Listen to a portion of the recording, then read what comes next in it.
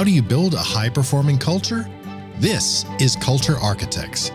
Candid conversations with extraordinary leaders sharing their biggest successes, failures, and lessons learned on their culture journeys. Here's David J. Friedman. Welcome back to my conversation with William Vanderbloemen, author, pastor, and leader of the Vanderbloemen Search Group. In the first part of our interview, we talked about William's background as a pastor, what led to his interest in organizational culture, and the writing of his first book, Culture Wins, and the current state of culture building in his own company. In this episode, we'll do some more digging into his outlook on culture building, how this outlook has developed over the years, and how that's all translated into the work that's now being done by Vanderbloemen Search Group. Do you know the name Horst Schulze? I know him well and interviewed him on my podcast as well. Yeah, Horst taught me a long time ago the way he built the Ritz-Carlton for listeners that don't their know. daily Literally and their built basics. Everything other than the London and Paris Ritz. Every other Ritz has his signature on it. An amazing guy who started out. I think was he a busboy or he went to a boarding school in Germany when he was a teenager to learn the hotel business. Yeah, but started at the lowest rung of the ladder and worked his way up. So the way they do this at Ritz-Carlton, I think they call their values or basics. Yep, they call them the gold standards, and that's the book, The New Gold Standard. And everybody, my daughter works for Ritz-Carlton, so I've seen it. Like on their back of their credentials are the 4 or 5 or however many it is gold standards, and every meeting at the beginning of every shift, every single day, from CEO to sous chef, they start with a stand-up, and they'll do birthdays and work anniversaries, and then they move to, okay, what's the standard of the day?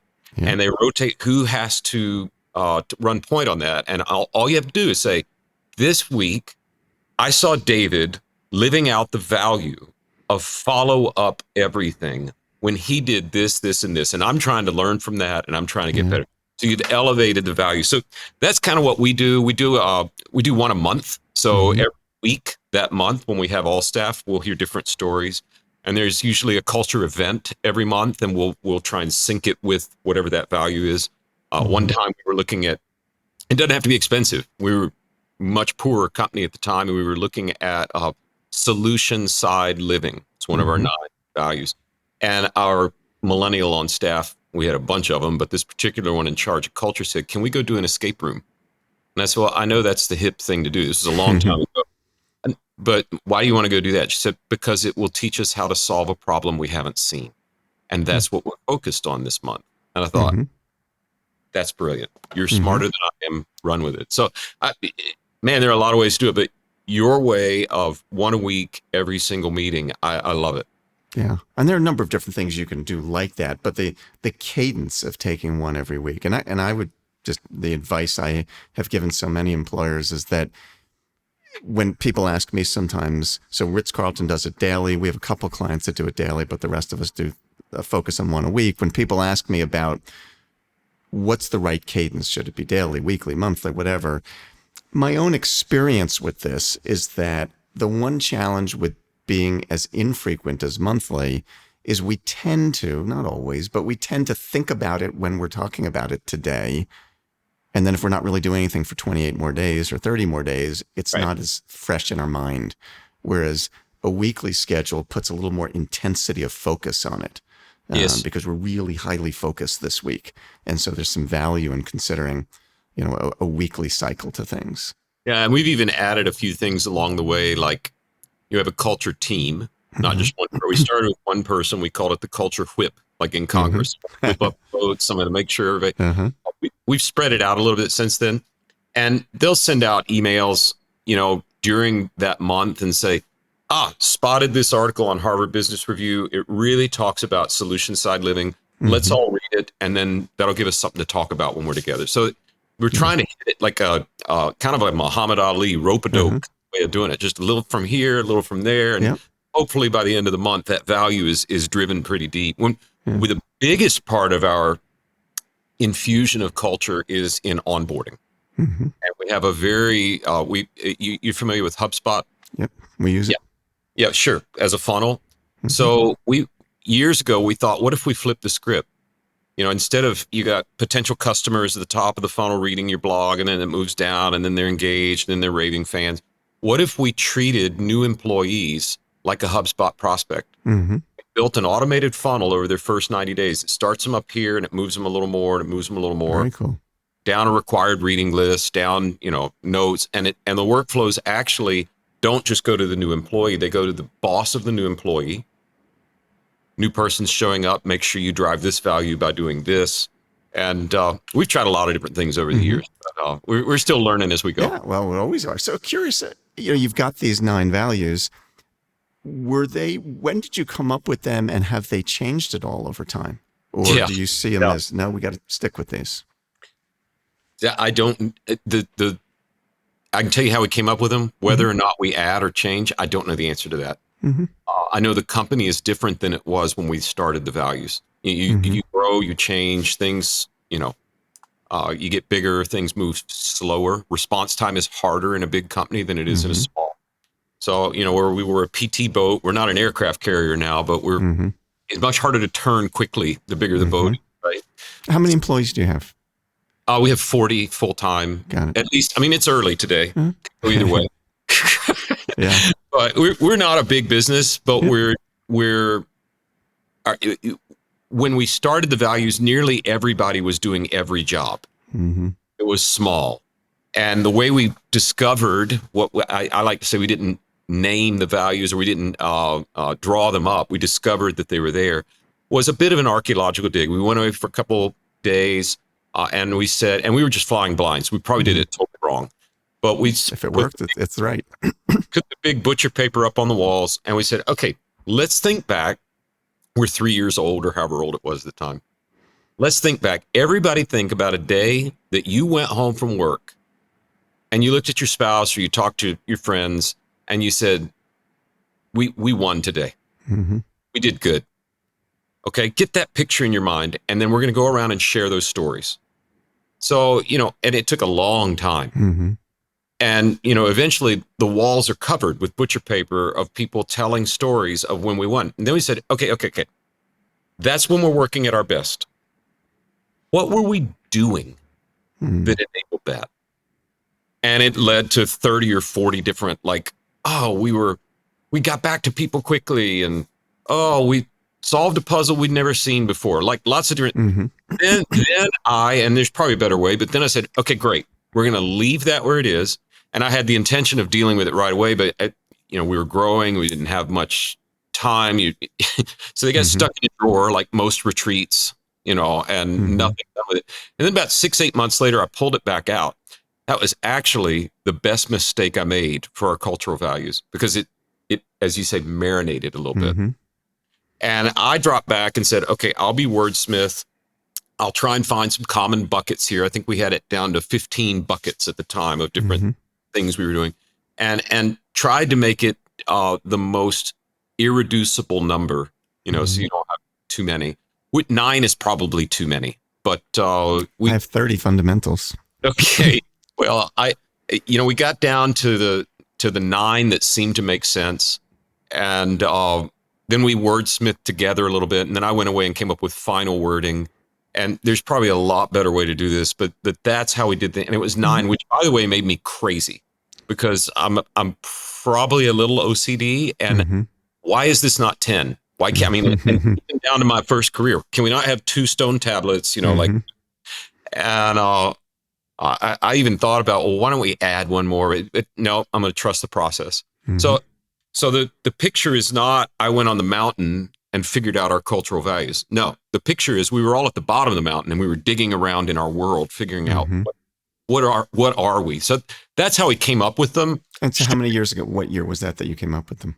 11 or 12 years ago, either 12 or 13, probably 2012. Got it. And have you changed any of them since then? No. And maybe and not suggesting you should or shouldn't, just curious. No, we haven't. We've just tried to drill them. And the way they get lived out is different now than in years prior. But we've left it where it is. And maybe that needs to change. But I remember, we worked in the 150 case studies we did. We did nonprofits, for-profits, faith-based, not faith-based. Like we looked everywhere. And one of the few churches we studied is a church in Atlanta called North Point Community I've Church. heard of them. Yep. Yeah, Andy Stanley, who is arguably one of the best communicators that we've ever had in the country. I mean, that's a big statement, but he takes complex things and puts them in simple sayings. You go, oh, wow. Well, so I interviewed them. Where'd you come up with your cultural values? 500 employees. Okay, so pretty good sized company.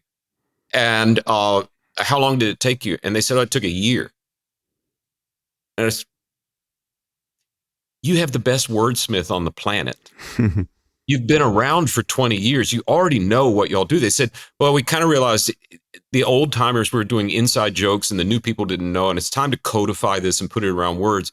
Okay, so you need simple words. Why not let Andy go up on the mountain? And they were like, no. No, this was a crowdsourced deal. It had to be for us to find the answers and for people to own the answers. And then they came up with 6, which are far more brilliant than mine. But Interesting. So you've, at least at this stage, said we're keeping these 9, not change them. And I will share with our audience, I'm starting to shift my own point of view about the sanctity of preserving them as they originally were. So I have historically told people and written in my books that the language I use for these is that we should work on them with what I call an intention of permanence. It's our intention to try to make these enduring principles that aren't going to change, but it's an intention. It's not like we're not allowed to change something, but we're not going into it with a perspective that we should every 2 years see what we want to change. Having said that, it's interesting. I'm starting to see opportunities where sometimes taking a fresh look at them can be useful. I was in Houston a couple of weeks ago working with one of our clients there, and we took a look at their fundamentals that had been created 7 years ago. They've practiced them very successfully, and they just wanted to maybe re-energize things. And so we went into a process of meeting with the leadership team and asking the question, in an open-minded way, is there anything we want to change? The goal wasn't, let's make some changes. It was, let's evaluate, is there anything we want to change? Are there any, again, we call them fundamentals, are there any fundamentals that we don't think maybe are quite as relevant as we once thought, or maybe in today's world? Are there any that maybe are missing that now that we've come to realize, shoot, there's some things that could have been covered in here? And are there any that maybe the way we worded them we've seen could be tweaked a little bit to make them a little crisper, cleaner, more accurately describe what we want? And I would say we made probably 5% changes. So the bulk of it was the same. And it was a very healthy process, which is counter to what I've always told people. Well, it sounds like to me, David, sorry to interrupt, but it sounds a whole lot like, and again, not to make this a church podcast, but sure. If you look at the history of how the church has treated the Bible, it's permanent, but the world changes and you've got to figure out what's the permanence and how do you adapt that to the new world that you're living in. Like, the church used to use the Bible to support slavery. Well, that's no, or to depress women, no. So you can keep the permanence, but adapt to whatever's new. And that takes the wisdom of Solomon to figure out what is that thing. Probably takes hiring you, but well, it was interesting to do. And what I saw in that is there's a process that we use, we call the rollout, where how this gets introduced to the workforce in highly interactive, engaged sessions. And so we rolled out this updated set, and to see the enthusiasm and the energy and the passion of people. And they weren't saying, well, why did we change this? It was a renewed level of enthusiasm. And so I'm, in my own mind, sort of rethinking the statements I've made in the past about whether it's a healthy thing to review them. And there's no right answer, of course. There's just whatever works. But I've always thought we shouldn't, and I'm now beginning to change my tune about that with some experience, saying, well, sometimes it's pretty healthy to ask ourselves, is there anything we want to change? I'm an external processor as we're talking. I could think of a couple we probably ought to go back and reword. Yeah. I mean, for instance, when we were a younger company and a lot smaller, one of our Mm-hmm. 9 values is contagious fun. You Mm-hmm. should go to work and just all work and no play. Like there needs to be some fun in the Right. workplace. But what I've discovered when we were young and frankly, probably 2/3 of our workforce was single Mm-hmm. and didn't have as many responsibilities. So it was like a family kind of thing, right? Mm-hmm. Uh, Fun was a signature. And now that I look back at things where I hope we're a little more mature company, I'm realizing fun is not a synonym of culture at all. It might Right. be an Right. outgrowth of good culture, but it's not a synonym. It's just like we took the Mm-hmm. one of the best workplaces, like the Quantum or one of those, years ago for a survey, and one of the questions was pick 3 words to describe your workplace. That's all, not Mm-hmm. words from a list. So I don't know what the right number is. I think it's somewhere around 155,000 words in the English language, somewhere in that bandwidth. 2/3 of our staff picked the word fun out of 155, 2/3. Mm-hmm. And, that sounds great, but what about meaningful? What about purposeful? See, leaving it at fun left it too surface level. If so, and by the Mm-hmm. way, studying cultures that have workplaces that have fun cultures usually end up about 5 years later having a culture full of lawsuits. Right. so I might, if I were tweaking right now on the Right. fly, I might change that a little bit to say, oh, when we were all, it was like a early episode of Friends. It was a bunch of Mm-hmm. single people that all did everything together. Yeah, that was a lot of fun, but I don't know that might be an outgrowth of culture. It might not be the culture, if that makes sense. It does. I would offer just the way that I would think about that is I would consider that um, it our culture isn't defined as by fun or as fun, but an element of our culture is that we enjoy what we do.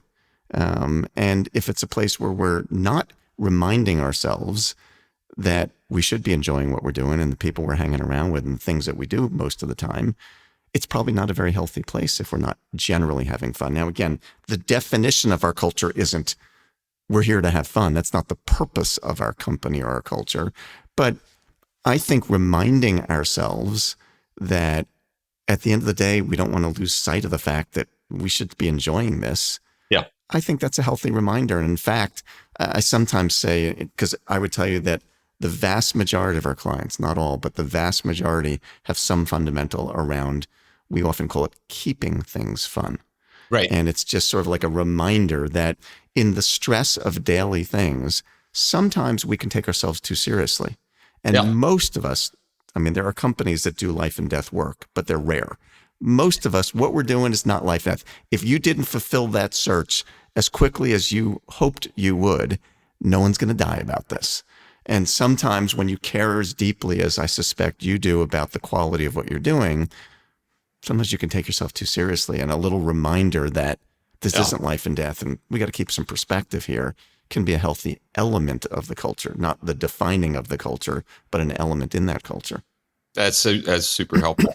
You've been doing this a long time. A little bit. And, and it's interesting, much like you, William, so you're more of a researcher than I am, way more of a researcher than I am. I'm much more of an instinctive person. And I would say that as a philosophy major, and having gotten into business the day I graduated school and never having worked in any other company other than my own, what I've learned, so this is my second company. My first company was an employee benefits consulting company, and we built a great culture just by doing the stuff that made sense to me. And incidentally, a big part of what I learned from Ritz-Carlton many years ago.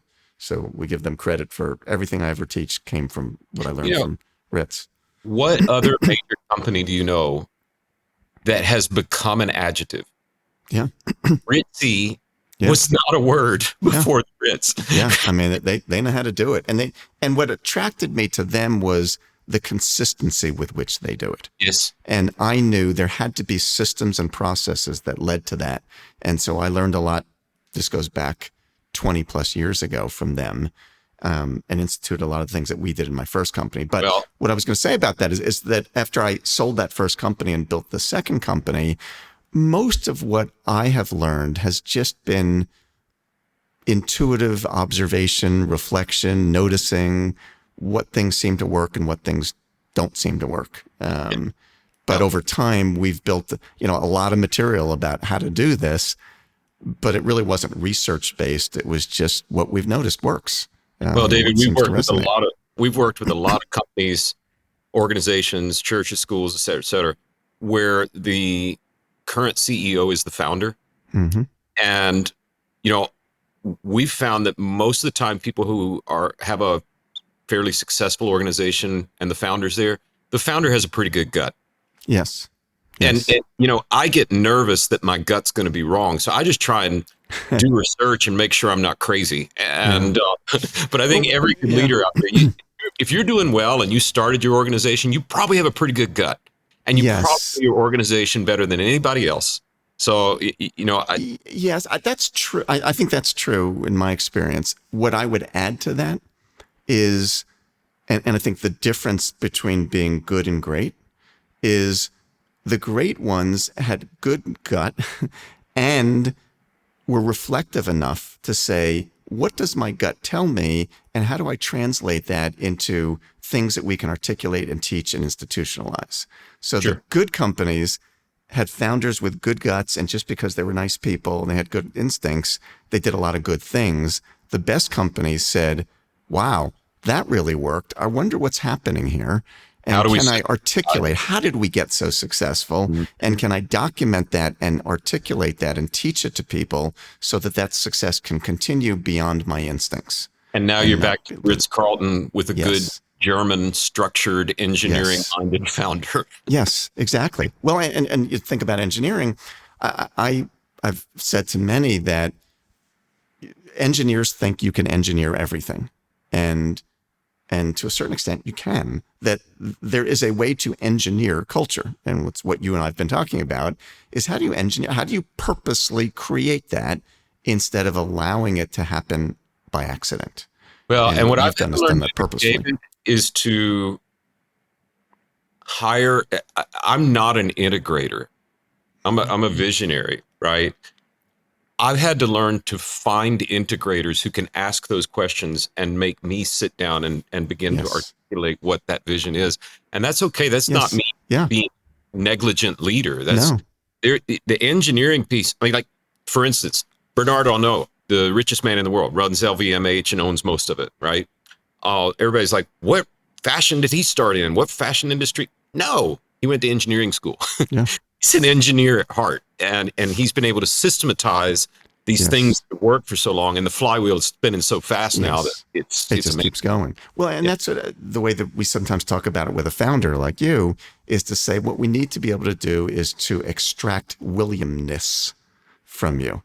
There's a quality of what it means to be William, and whether you've articulated it or not historically, it's there. And if we can, it's sort of what you were doing in the exercise you did with the entire staff and when you first developed them. But we're trying to extract, there are things you believe in passionately, that you believe if we're going to have a great company, these are the things that are going to make us great. Yep. And we have to extract that out of you and be able to then document that and teach that stuff consistently. So that even when you're not there, whether that's because you were out doing something else, giving a talk somewhere or playing golf, or whether you pass the company on to others, how do we sustain that so that Williamness doesn't get lost? And if you don't have a system for that, you lose Williamness when William isn't there. Well, and David, that's exactly why we get asked to come do searches. It's like, you can figure out our Davidness or our cultural thing, our DNA, and we want you to find a match. It's almost like we think a search is like an organ transplant, right? And so I went and I thought about that. I was like, and we live right near the medical center here in Houston. And so I had to actually talk to some transplant docs, like what separates the best transplant doc from the rest? And the uniform answer I got was, well, look, finding donors is hard, right? But that's not where the art is. So like finding candidates in a search, that's hard. But the real art is the tissue match. Because you can put a healthy body with a healthy heart, and if they don't match, it's just a bad ending for everybody. That's a great And analogy. so what we called in to do with the search is to say, how do we extract the Davidness? How do we know what the value is? How do we know the why? And all of a sudden, it's so fascinating to me. I mean, we just finished doing a pretty big search for a privately held company that builds very, very, very high-end aircrafts for our military and government. And they asked us to go find these people for their company. I'm like, I've flown in a plane, but I'm not past that. They're like, no. The technical competencies we know you can figure out. We love that you know our heart, you know our DNA, and we're hiring you to find the people that are our tissue match, that match our why. And so, and I think the world is starting to realize that's really where the ball game is, and that's why our business in these companies that are like, our culture is everything. We need somebody who can find people, like long lost family members. Go find those. That's kind of the archaeological dig we have to do every time we do a search. Yeah. The way that there's a description I think of as we talk about finding those matches, and the description I think of is that person who's the good match. Again, I referred to this before when we're talking about finding matches, but in their previous company, they kind of stood out because they didn't really fit in. And if it's a good match, when they come to our company or your company, they say, oh, I feel like I'm at home. The other people here are like me. I'm one of the people here. I'm not some standout that doesn't fit with the rest. Exactly. Then you've got a good match. It's the old Cheers theme song. If anyone listening is that old, you want to go where everybody knows your name. Yeah, exactly. Well, this has been a fascinating conversation. You and I could probably talk about this for about 4 more hours, William. But I want to respect your time. So a couple questions for you to sort of wrap up. One is, if people want to learn more about the work that you do in your search firm and the things that you promote, where would they find you? Yeah, that's an unfortunately easy answer. You just try and type Vanderbloemen into any search engine. Good luck. No, really. Yeah. I bought 300 domain names when I started the company. Like I think I have lifetime platinum status with GoDaddy. And I mean, I need to get in a recovery group, frankly. I need to stop doing it. But I told the SEO consultants we hired, I'm like, find the best domain, but not my name, because I'm going to die one day and this has to live past me. And they came back and said, actually, your name's the best one because it's so messed up. You can misspell it into Google, literally. Still find you? So just go, you try and type it, you'll find it. And the cool thing is, David, there are probably, I think, 4,500 free resources on that on that website, all targeting how do you build, run, and keep a great team. Yeah. And I didn't learn any of that in a philosophy degree. So my mother said to me, you know what people with philosophy degrees spend their career saying? And I said, no, what, Mom? She said, do you want fries with that? And that's unfortunately not. So, go look at that website. Maybe you can find a resource that would help you. You'll also find things like the book Culture Wins that we talked about. Our latest book that's just come out called Be the Unicorn does sort of find a roadmap to becoming one of those people that excels and stands out of the crowd. And hopefully it'll be a help to you. So I'm going to spell your last name for our audience. So Vanderbloemen, and we'll put this in the show notes as well, but Vanderbloemen. Am I correct on that, William? That's right. That's right. For those that are listening, that's the correct spelling, even though you might be able to find William in some other ones, but you can see his books. You can learn more about his company. You'll see his 9 values are on his website, and they're really impressive there. So thank you so much, William. I really appreciate the chance for you to share with us the wisdom that you've gained. I know it has big impact. Well, David, thank you for having me. I've learned a lot, and man, you're good at what you do. I appreciate you letting me be part of it. Thank you. And that's it for this episode of Culture Architects with William Vanderbloemen, pastor, author, and leader of the Vanderbloemen Search Group. Folks, if you're a fan of what we do here, make sure you subscribe, and that way you'll automatically get my latest episodes as soon as they're released. Also, if you have a minute, I'd love it if you left us a review, and that way more culture fans like you can discover the show. And if you'd like to learn more about how to build a high-performing culture in your organization, check us out at CultureWise.com. See you next time on Culture Architects.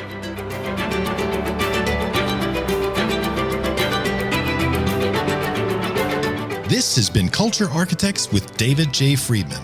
Join us next time for more insights and wisdom from great leaders in all walks of life. To book David for your next event or to learn more about his writing, speaking, or consulting, go to davidjfriedman.com.